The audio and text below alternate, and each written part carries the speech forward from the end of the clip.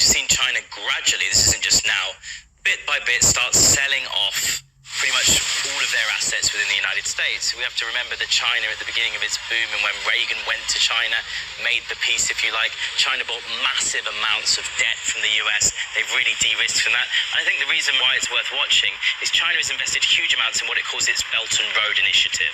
And in order to explain what that is to people at home, that's all these massive infrastructure projects that China do all over the world, which they found, actually, funnily enough, if you benefit people by building infrastructure, schools and hospitals, you actually make more money rather than throwing money into the US economy, which is no friend to China. China kind of moving away from the dollar, is that the idea, or they don't believe that the US will pay their debts? Well, which one is it? I think, Murad, you're right with the second point more than anything.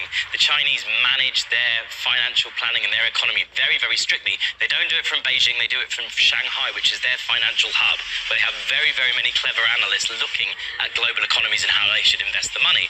And, we cover this on the channel all the time, Murad. We're seeing very much so the US economy is not somewhere that many investors want to put their money around it now. So it's no surprise that China is looking to pull as much out as possible. I've been watching a lot of analysts actually out there, and they keep saying that the US is just printing money without any sort of substance behind it.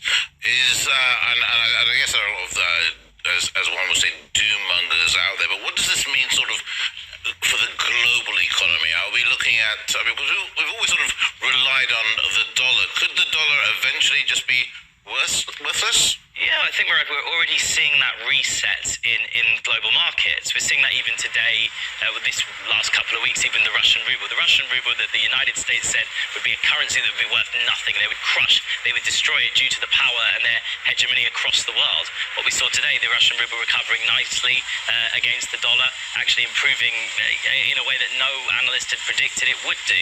You've seen that happen. We've also seen, we've covered BRICS a lot on the channel, Murad. We've covered the BRICS currency being invented, of all of the BRICS countries getting together and creating their own currency. And I think if that happens, that's the death of the dollar for me.